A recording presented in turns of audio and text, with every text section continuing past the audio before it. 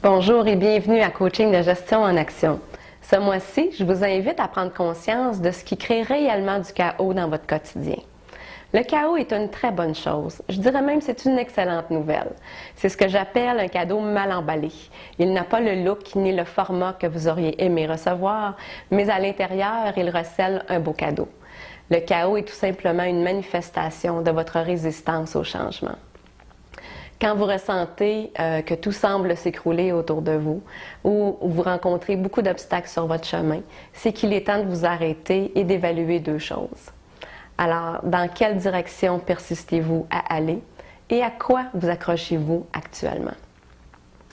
Une des premières phrases que j'ai entendues à l'université de coaching et qui m'a beaucoup marquée, c'est « ce à quoi on résiste persiste ». Contrairement à la croyance populaire, le chaos est sain. C'est une invitation à revérifier nos choix et nos façons de faire. Plus vous allez vous entêter à aller dans la même direction, à faire les choses de la même façon, plus vous allez continuer de créer les conditions dont vous ne voulez plus.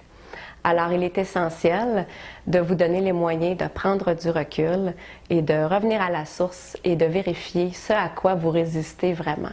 Donc, ce mois-ci, je vous propose 3 stratégies qui vous faciliteront la prise de conscience. Alors, dans un premier temps, je vous invite à vous arrêter et à mettre un temps de réflexion dans votre agenda. Combien d'heures par semaine actuellement consacrez-vous à la réflexion?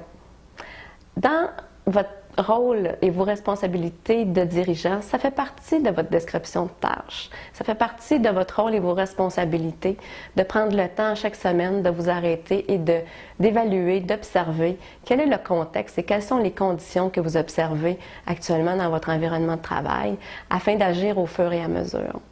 C'est ce qui va vous aider à devenir un gestionnaire proactif au lieu d'être réactif et d'avoir à éteindre des feux continuellement. Dans un deuxième temps, je vous invite à trouver quelqu'un de neutre et de sage à qui parler régulièrement. Souvent, quand on se sent pris dans le chaos, on se sent submergé, c'est important de verbaliser le trop-plein émotif qu'on ressent à l'intérieur. Parce que c'est ce qui embrouille notre esprit et qui nous même amène à distorsionner la réalité et la vérité.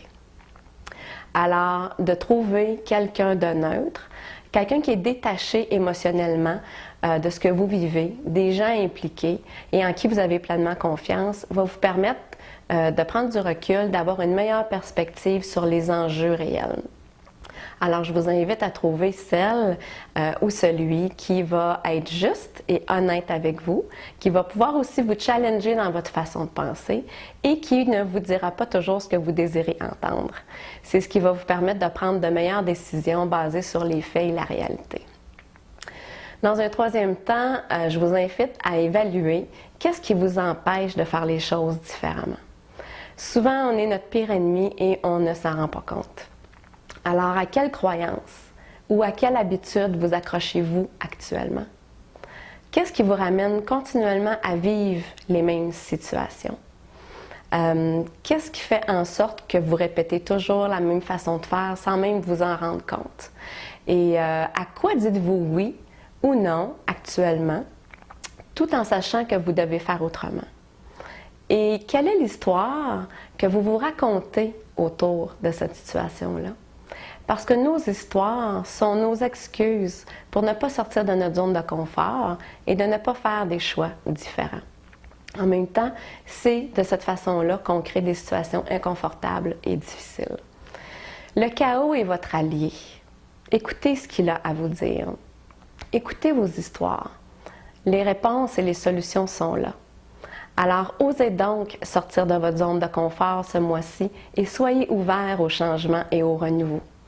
Donc, je vous reviens le mois prochain et d'ici là, je vous encourage à devenir votre meilleur allié.